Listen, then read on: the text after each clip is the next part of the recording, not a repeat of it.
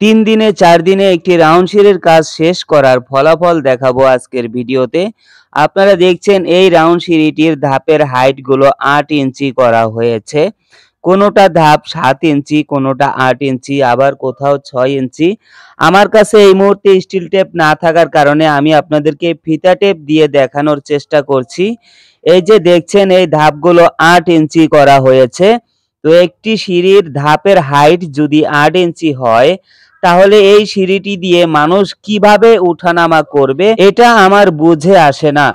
আর যারা এই ধরনের কাজগুলো করেন, আপনারা কিভাবে একটি ধাপের হাইট 8 ইঞ্চি করেন এটাও আমার বুঝে আসে না। আর এই ধরনের ভুলগুলোর জন্য আমি মিস্ত্রিদেরকে দায়ী করার আগে বিশেষ করে মালিকদেরকে দায়ী করব, কারণ তারা টাকা বাঁচানোর জন্য কম বেতনে অদক্ষ মিস্ত্রি দিয়ে কাজ করায়, তখনই এই ধরনের সমস্যাগুলো হয়। আপনারা একটু খেয়াল করে দেখুন, এখানে আমি টেপ ধরেছি, এখানে লোডিং স্ল্যাবটি কিন্তু 9 ইঞ্চি ঢালাই করা হয়েছে। এই একই সিঁড়ির লোডিং স্ল্যাব কোথাও 9 ইঞ্চি, কোথাও 5 ইঞ্চি, কোথাও 4 ইঞ্চি করা হয়েছে। তো আবার এখানে আপনারা একটু দেখার চেষ্টা করুন, এখানে কিন্তু 4.5 ইঞ্চি লোডিং স্ল্যাব করা হয়েছে। দেখেন, আমার বুঝে আসে না যে একটি সিঁড়ির লোডিং স্ল্যাব কোথাও 9 ইঞ্চি, কোথাও 4.5 ইঞ্চি, কোথাও 5 ইঞ্চি হলে এই সিঁড়িটি কিভাবে টিকে থাকে।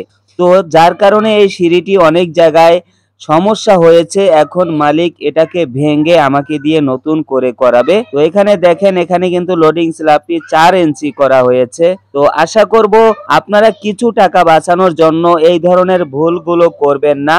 আপনি যখন একটি রাউন্ড সিঁড়ির কাজ করাবেন, অবশ্যই একজন মিস্ত্রির কাজ সম্পর্কে ভালো মন্দ দেখে বুঝে তারপর ওনাকে দিয়ে কাজ করাবেন। আর যে কোনো কাজের যে কোনো সমস্যা সমাধানের জন্য কমেন্টে প্রশ্ন করবেন এবং চ্যানেলটিকে সাবস্ক্রাইব করে রাখবেন। নির্মাণে all-rounder all-rounder all-rounder Mohammad Hafizul Islam Jibon ভাই, জীবন ভাই, জীবন ভাই।